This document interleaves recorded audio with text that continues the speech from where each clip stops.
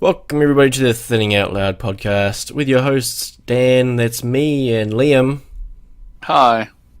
Here we talk about games, movies, and stuff that generally takes our fancy in the world over the last fortnight. I think we'll start off with probably one of the biggest ones of the fortnight, and that is EA's microtransactions debacle that's gone on with their game. Yep.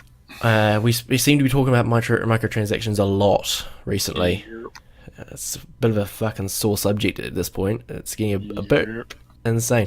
We were talking about this last week, just that, like, is it the way forward? Is it the future sort of thing? And Hope not.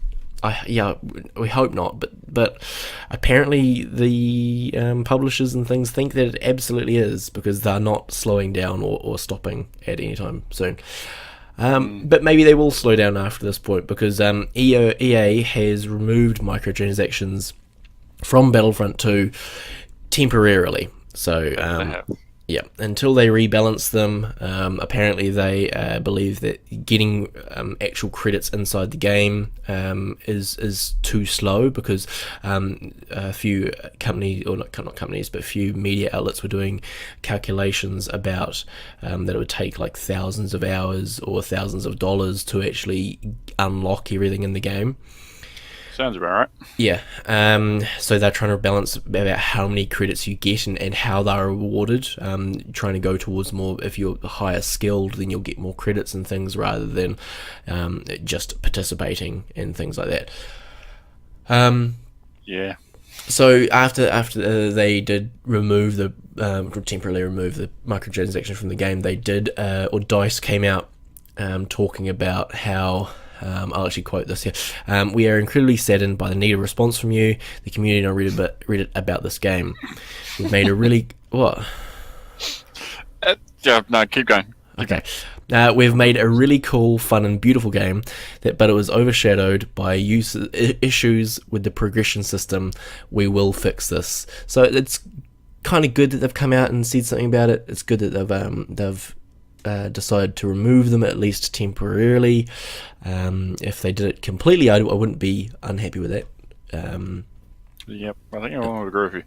Yeah. The thing is, like, it's not. I don't believe it's down to DICE themselves. I don't believe they're just adding in microtransactions because the shits and giggles. I feel like it's pressure from their parent companies, EA and who's DICE. EA is like pressuring them to like make money off it, like money, and turn like games into games as a service, not a similar purchase. As well as maybe even boards of directors and things, like people that aren't even in the game area but are invested in the company are saying we need to make more money. Yeah, stockholders. We need to make more money off these games, which I can understand from a business point of view, but is also kind of just a kick in the guts to people that just want to play their games. Yeah. I think it just boils down to being a money thing first and foremost, and that's just how it is, because it is a business, it is an industry first. It's just a happy byproduct that they tend to make games. It's just an unfortunate thing. I don't know if there's a perfect solution to it. I don't know if there's a perfect way to get around microtransactions, or besides not buying them, or what have you. Or not buying the game, or Speak of your wallet, I suppose. If you don't buy anything, they'll probably get the hint, because like, oh, hang on, no one's buying anything. But the downside is you're gonna get people, and it'll probably be the like uninformed people who don't pay attention to the world, as so to speak, and go like, it's $100, I'm gonna buy it because I want character X. Exactly. And and it's going. And the other thing is, I don't want to say negative things about children, but it could be children as well go with their parents' credit card that's already loaded onto their console, the PlayStation, Xbox, PC, what have you, and going, oh, bright shiny thing, buy, and then they're not going to realize that, hey, this stuff does cost money. Yeah. So it's an unfortunate thing. I think they're going to be around for a while. Yeah. I guess... Goddamn, Overwatch started it all. No, it didn't. Loot boxes have been around for a long time. So they've been around for a while. I was watching a guy called Jim Sterling, and he sort of broke down the history of it a little bit. The loot boxes generally started way back. Mobile games, really. Mobile games, and there's been a few console games before that, but Overwatch was the sort of first big resurgence one. Yeah. Was it last year, 2 years ago, that it came out? Yeah. And then I think that's when Activision sort of saw all the money that was going in, and then EA was like, "Oh, yes, we'll copy them," and they copied them, and they did a worse job than what Activision did. Yeah. So, because I think we can both agree. I think we can both agree that Activision do it slightly better than EA, where it's just a cosmetic, just cosmetic thing, stuff. Exactly. Whereas the EA stuff's buy and you get a game booster, and you can fuck other people out quicker. And you can unlock actual characters via buying characters, which I mean, and then that could end up becoming a thing in fighting games, which is suck. I mean, there's always been DLC and stuff like that, but that's a different ball game all entirely. I think in Killer Instinct that came out on the original Xbox, I think you could buy characters on the original Xbox. No, from the Xbox One. Oh right. You could buy a character, but you could unlock it in game. Yeah. But it wasn't like an OP overpowered character. It just had a different skill set to other characters. So I think it was Killer Instinct that had it. Yeah. I think it might still do, to be perfectly honest. I'll play Killer Instinct because I suck at fighting games. It's something that's happened. Hopefully, they learn from it. Hopefully, the entire industry learns from it. Wasn't that Reddit comment the most downvoted comment in Reddit's entire history? Something like that. It's like 240 million downvotes. I don't go on Reddit, so. Neither do I. I don't know. I don't get the whole Reddit thing. There's too many things to click on. It's a very confusing website. It's hard to use. I can't understand. Yeah. I guess if you've been into forums and stuff like that in the past, you probably understand how it works. But I've never really done the forum kind of thing. No, same. Yeah. All right. Well, what's on your list? Something that came out yesterday. Deadpool 2 has a teaser trailer. Yay! It's just got like the Bob Ross trailer. Bob Ross, and then 10 seconds of the movie, then more Bob Ross. It was pretty good. I enjoyed it. I laughed a couple of times. It was good. Yeah, it was a good sort of like typical Deadpool sort of laugh, funny piece that sort of fits quite well in with everything. It didn't reveal too much. No. Just showed some new some of the characters coming back, some new characters coming in. I like that it showed the cab drivers coming back. Yep. That was definitely one of my favourite parts of the movie. That was so funny. I think he's got a slightly bigger role this time. I hope so. Being a cab driver. It was really good. It looks good. It should be funny when it comes to next year. When is it, June or something? Yeah. So, I don't know. You're the fact guy. Anyhow. Well, that's cool. It looks really good. I'm really excited. It looks like they're getting the marketing on point again for this movie. I liked the Bob Ross costume. How it was like Deadpool in costume in a Bob Ross costume. It was really funny. Yeah, that was hilarious. Yeah. Okay. It just goes to show that I think Ryan Reynolds is he kind of knows what he's doing, and he comes off as a pretty boy, but he seems really, really smart anyway. And seems to have a good idea in terms of how this is all seen. And I don't know how much of this is attributed to him or not, but it seems like it's hard to tell just from this one teaser trailer. But it seems like it's still going in a good direction, even without the old director on board. Original, yeah. Right. Well, my next one is PlayStation Experience. It's got a date. Can you have a look at that while I talk about some of the things? I don't know when the date is. I think it's December 12th, 10th to 15th. Sunday, 10th of December. Hey, there you go. Monday, 11th of December. Yeah. What's PlayStation Experience? I've never paid attention. What's PlayStation Experience? I've never paid attention to it before. It's just a PlayStation conference. It's just a thing where they talk probably a bit more in depth than they do at E3 and GameStop or GameSpot. Mini E3 essentially. Yeah. It's like their own kind of thing. It's all PlayStation stuff. Fair enough. And it gets a lot of hype from the PlayStation audience. And yeah, it should be hopefully it should be pretty good. Outing this year. They are having more than 80 exhibitors confirmed, including third parties and first parties. So yeah, it's quite a lot of people showing off games. A few notable ones is Naughty Dog, Japan Studio, Insomniac, San Diego, and Santa Monica. So lots of God of War, Spider-Man, Last of Us, all that kind of thing. Sucker Punch was not mentioned, but they have come out themselves saying that they will be there with a few more details about Ghost, which is good. Just while you're on that one, the Game Awards are Yes. on the Thursday before that, so I'd imagine there'll be some Super Circuit games will get a reveal trailer there because that's what usually happens at the Game Awards. Yeah. And then they'll probably go more in depth in the PlayStation experience thing. Yeah. So yeah, something to look forward to. It's pretty cool. It's normally pretty good every year. I'm hoping to see a bit more Kingdom Hearts there. I can't actually remember if I saw Square Enix. I didn't think I did actually see Square Enix on the page. isn't that turning really quickly into vaporware at this stage? No, they delayed just so many times. no, they just put another maybe leaked release date on it for November next year. Vaporware. Oh, leave it alone. Leave it alone. It's my baby, okay? It's like one of my first forays into RPG gaming. It's near and dear to my heart. Fair enough, but still, they seem to keep delaying it. Yeah, they do. And delaying it. It's like the Final Fantasy game.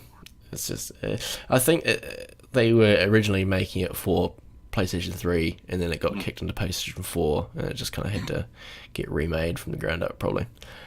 Really hope it doesn't turn into like Doom or anything like that, where it's constantly being upgraded for the next generation, and then you just don't have a finished game at some stage. Yeah, well.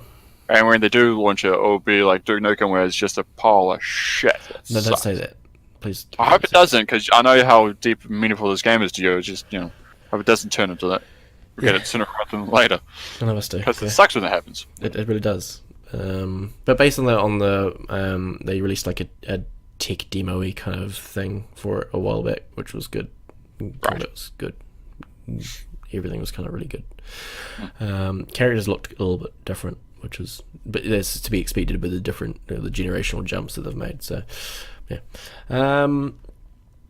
Okay, seeing as you've only got a few things, and my own ties kind of into Kingdom Hearts, Final Fantasy 15 got a multiplayer added on to it. So it's basically within the game there's a small time skip. Well, no, small, but anyway. And you're a person, a kind of guardsman in this time skip that has kind of similar powers to the main protagonist of the of Final Fantasy 15, going around and doing missions and unlocking parts of the world and all this kind of stuff. Apparently, it's been really well received. It's apparently pretty good. I know you don't care about Final Fantasy at all, but I was going to ask you, what kind of first single-player games would you like to have a multiplayer aspect added into them? None of them. None of them.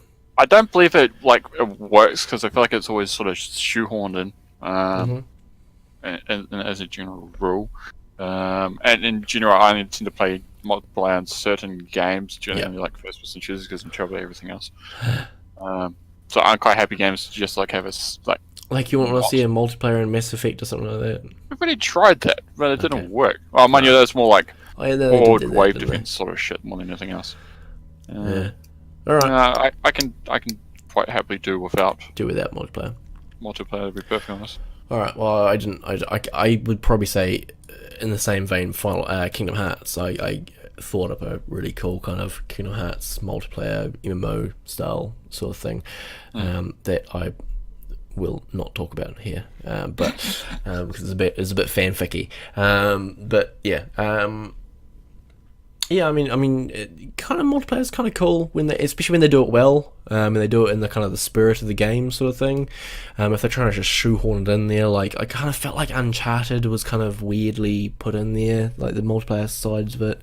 I never played the Last of Us stuff, although it was apparently quite good. Yeah. I might have to repeat all you just said, because you just completely dropped all the way for you? on my side. Okay. Yeah. All right. Well, hopefully it's not doing it in the podcast, but we'll see later on. I was just saying that the Last of Us stuff and the Uncharted stuff was kind of felt a little shoehorned in there. Never played that stuff, so. Okay. Yeah.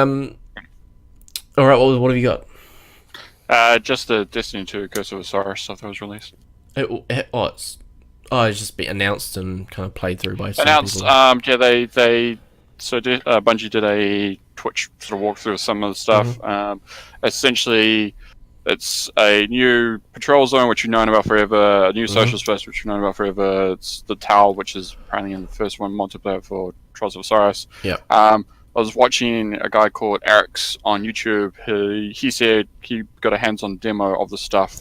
He said there was about 7 single-player missions. Yeah. IGN put it up about 3-ish hours of content.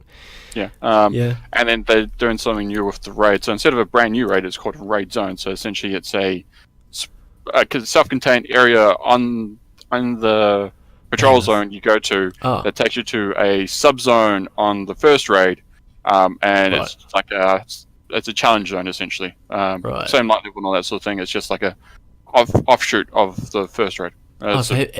Do we know if they've increased the light level at all for this? 300. It's 300. It's 300. Okay. Oh, for that.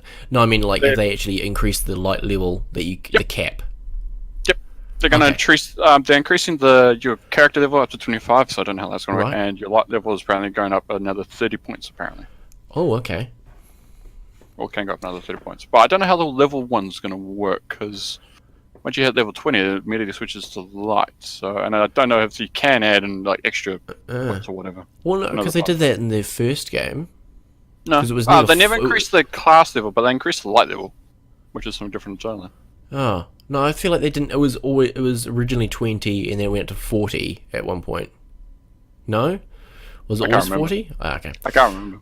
You might be right. It might be 20 then 40, but I don't believe they had any impact on the gameplay in any way, shape, or form. Right. Oh, it'll be interesting. I'm kind of miffed about how long it's going to be, but I am interested to see a little bit more of the story and these other characters that they're trying to bring in. Yeah, they've always said from the beginning that it's just an expansion or whatever. Is it more DLC or expansion? Like it's 3 hours worth of content. Yeah. Well, yeah, it's DLC. So I believe if they stick to the Destiny 1 game blueprint, they'll do 2 batches of DLC, then they'll do an expansion, then 3 more bits of DLC. Yeah. And Destiny 3 in 3 years. Or Anthem will just come in and destroy everything. So I don't think Anthem's going to come in and destroy it. Because it's going to have microtransactions. Because it's exactly. It's going to have loot boxes in it. you're gonna get pay to win just all throughout it. Yeah. You buy a mech suit or whatever they're freaking called. Maybe they'll do renting. Rent a suit for an hour. Yeah. That'd be the worst. What? All right. Well, my next one is Batman. Rumored to so Ben Affleck has been kind of cold on the character for a little while, but he has kind of come out saying that he would like to have a cool kind of leaving of the character. And then the director for the Solo film that's coming out, he even said that he might leave before the Solo film, which is scary. That's actually really soon from now. But the guy that was directing the Solo film has come out and said that he would like to have Jake Gyllenhaal be the next Batman. What do you think of Jake Gyllenhaal being the next Batman? There's a very easy way to do it. You just make Jake Gyllenhaal Nightwing and then have Nightwing step in and take over as Batman, which I think happens in the comics at some stage. Yeah. So, how many movies are they planning to do before the Batman Solo film, though? I believe... I'd have to have a look and see. They've got Flash and they've got Wonder Woman 2. Which is apparently being done end of next year, 2019. Flash is meant to be coming out next year. Right.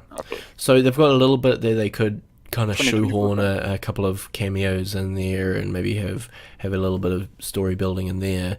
So they could do it, I guess. But and I feel like these even the Solo films from this point on are going to have multiple cameos in them just so they can do this world building and try and catch up to Marvel.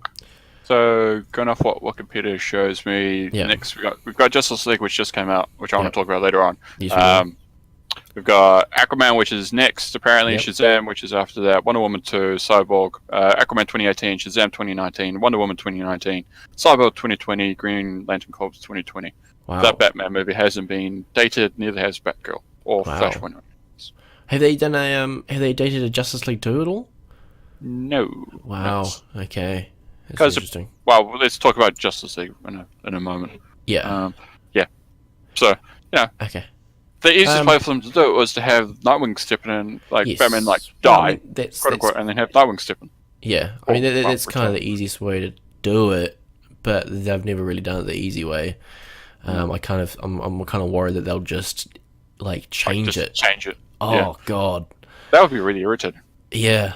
If they didn't do any kind of like story building, like, and then like I think that's kind of what he means by a cool way of it happening. He wants it to kind of happen within the story, maybe like a Batman versus Robin sort of thing, or Battle for the Cowl sort of thing. If you've read those comic books, good on you. If not, they're quite good in terms of just how there have been a couple of times when other people have tried to take over the Batman kind of mantle.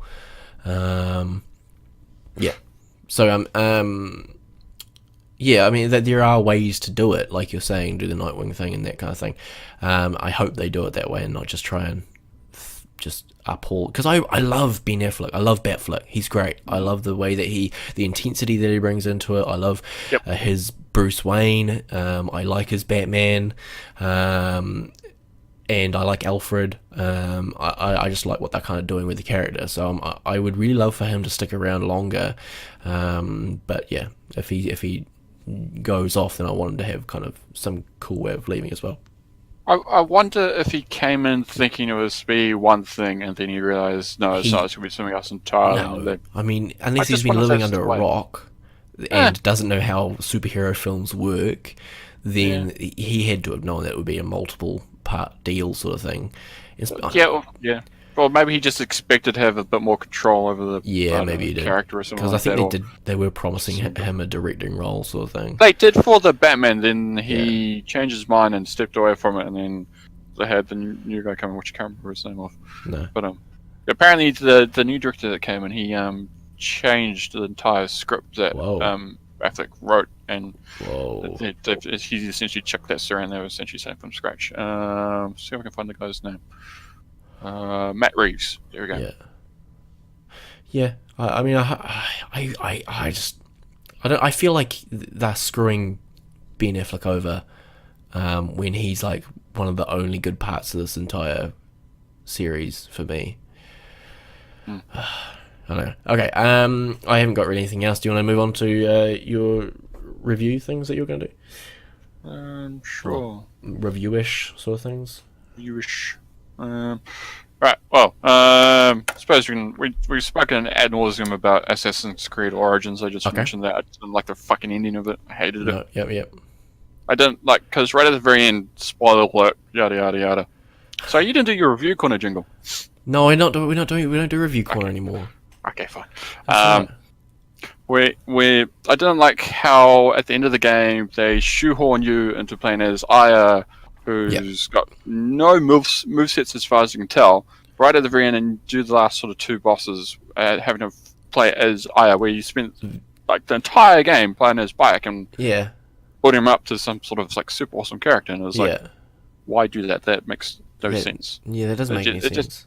Really irritated me. I didn't really like it. I love everything else of Assassin's Creed Origins. I love the story, the combat, gameplay, everything else. It's just that tiny little part just gave us a bit of a niggle. Yeah. You just did not like. So that's my gripe about Assassin's Creed. Okay.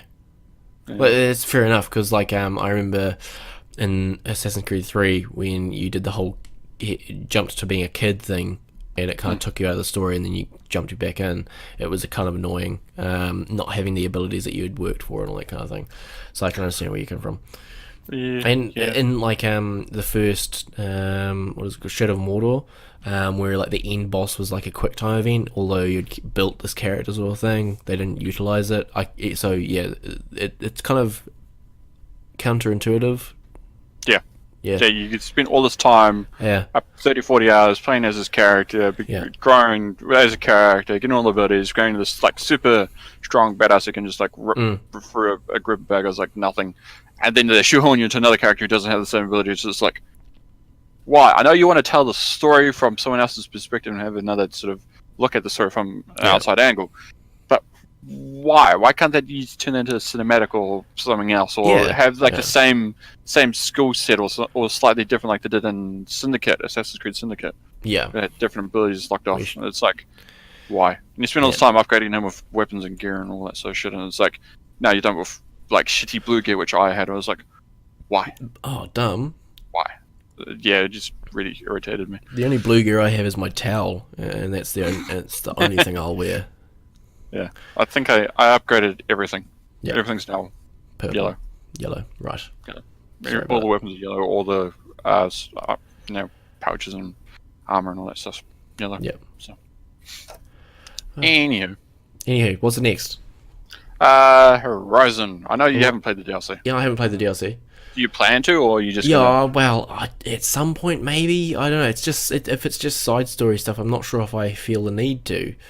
It's pretty good. It's its own little self-contained story, which does add a tiny little bit into the story. I believe the placement for it actually is meant to start before sort of the last mission. Last mission. Yeah. Maybe a little bit before that. You do learn a little bit about Silence. You do get slightly stronger main bows, wall bow, sniper bow, and the hunter bow.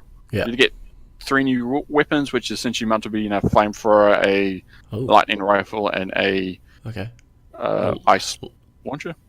A lightning rifle? Was a lightning rifle like a sniper rifle? It does. It stacks lightning damage over time, and it affects the group. But the downside is, if you hold the fire button down, it can build a charge and kill alloy in one hit. Even if you've got shield weaver armor and it hasn't taken a hit, it will kill you if you don't semi-auto fire it, sort of thing.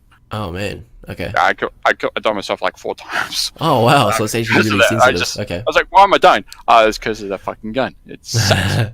The gun's irritating. I think it's well leveled.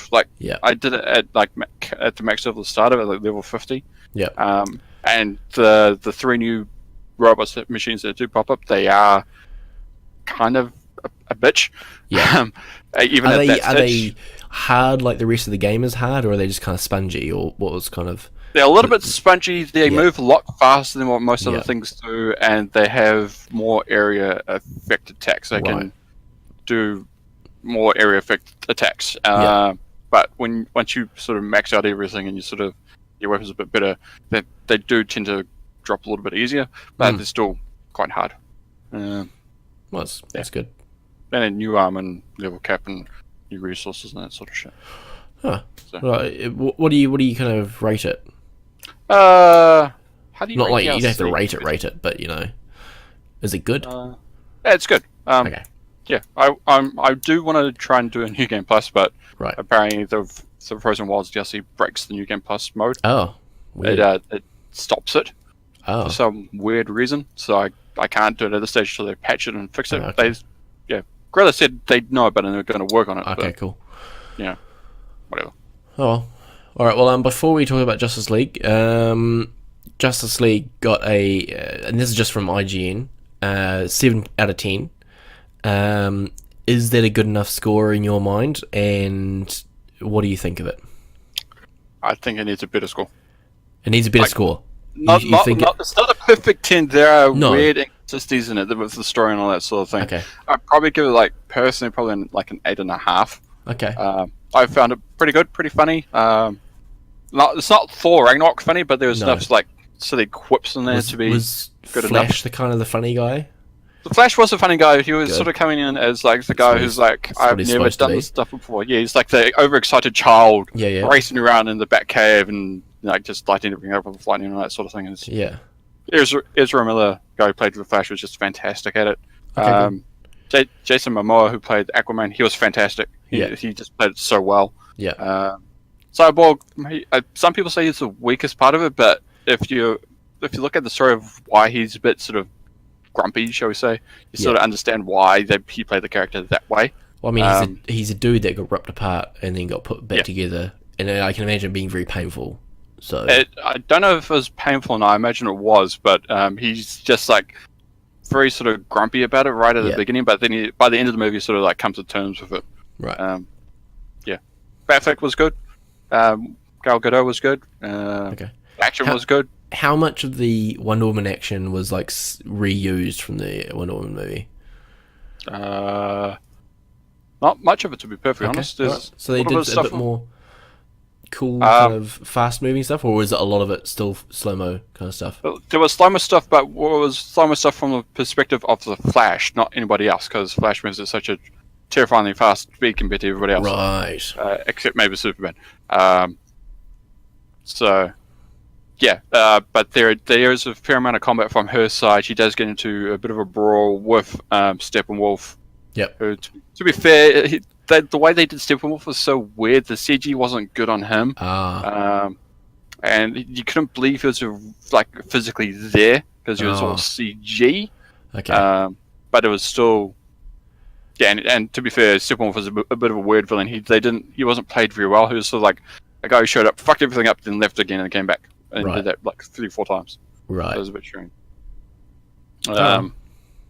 And spoiler that everyone saw coming. Superman does shop. Okay. Right, that's okay. I'm not going to say that scene. Is it that scene? Can you spoil that? No, don't do that. No, don't worry about it. Like the scene where Alfred goes, "I knew you were coming." Yeah. No, that scene's not in the movie at all. It's a different way.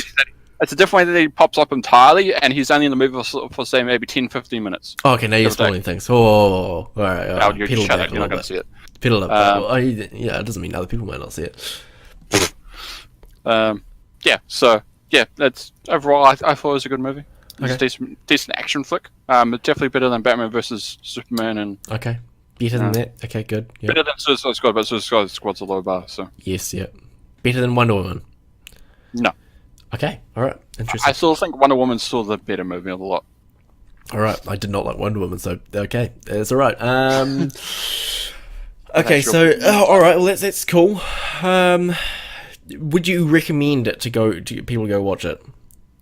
I recommend going in and seeing it cold without looking at reviews or anything like that. Okay. Just form your own opinion of it and like shelve all the other DC stuff because they haven't done a stellar job so far. Just shelve that stuff and put that in your mind and just go and think of this as like a separate thing entirely, a separate ensemble movie. Okay. If a plebeian, maybe our boss, came up to you and was like, "Hey, I'm going to go to the movies this weekend. Should I see Thor or should I see Justice League? Which would you say?" Knowing our boss and he likes to laugh and he would get Thor humor, I'd say go see Thor. Okay. But that's because we know the boss. If it was like some random person off the side of the street, I would. It's hard to say both because they are different films. They're different films and they're hard to compare. If you like a comedy, you go see Thor. If you want action, go see Justice League. Right. Okay. I think that's all.